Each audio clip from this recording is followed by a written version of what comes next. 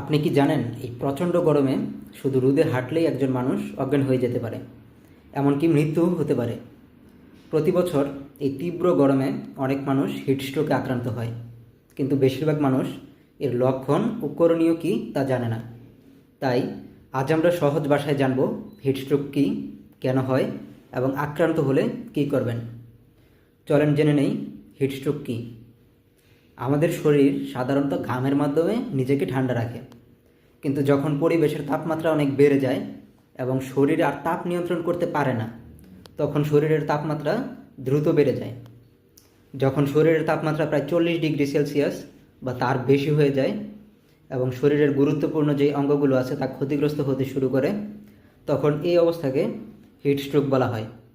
Heatstroke হলে এটি একটি মেডিকেল ইমার্জেন্সি। দ্রুত চিকিৎসা না পেলে মস্তিষ্ক, হৃৎপিণ্ড, এমনকি আপনার কিডনিও ক্ষতিগ্রস্ত হতে পারে। এই হিটস্ট্রোকে কারা বেশি ঝুঁকে? যারা বৃদ্ধ ও শিশু, বাইরে কাজ করে, এমন শ্রমিক, কৃষক, রিক্সা চালক, দীর্ঘ সময় যাদের রোদে থাকতে হয়, যাদের হৃদরোগ আছে, ডায়াবেটিস বা উচ্চ রক্তচাপ আছে, পর্যাপ্ত পানি পান করে না এরকম ব্যক্তি। চলেন হিটস্ট্রোকের লক্ষণগুলো জেনে নেই।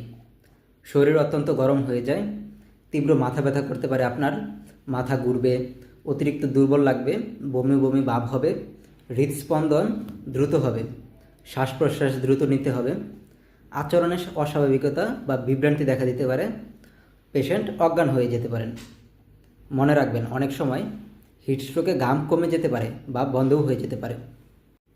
যখন কারো হিটস্ট্রোক হবে তখন কি করবেন? রোগীকে দ্রুত রোদ থেকে সরিয়ে ছায়াযুক্ত বা ঠান্ডা স্থানে নিতে হবে। অতিরিক্ত কাপড় বা অতিরিক্ত টাইট কাপড় থাকলে পোশাকটা ঢিলা করে দিতে হবে। শরীরে ঠান্ডা পানি ছিটিয়ে দিতে হবে। ভেজা কাপড় দিয়ে শরীর মুছে দিতে হবে। ফ্যান বা পর্যাপ্ত বাতাসের ব্যবস্থা করতে হবে। রোগী যদি সচেতন থাকে তাহলে অল্প করে ঠান্ডা পানি আর সাথে ওরস্যালাইন পান করে দিবেন। অজ্ঞান রোগীদের মুখে জোর করে কোনো কিছু দিবেন না এবং যত দ্রুত সম্ভব হাসপাতালে নিয়ে যাবেন জরুরি চিকিৎসার জন্যে। আমরা এই হিটস্ট্রোকটা কীভাবে প্রতিরোধ করব চলুন জেনে নেই। প্রচুর পানি পান করতে হবে, তৃষ্ণা না পেলেও পানি পান করতে হবে। ছাতা বা টুপি বা ক্যাপ ব্যবহার করতে হবে।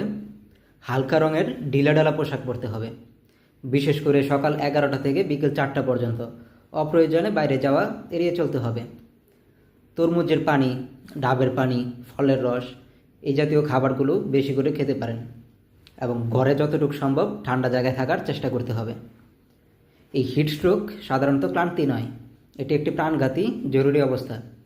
গরমে যদি কারো শরীর অতিরিক্ত গরম হয়ে যায়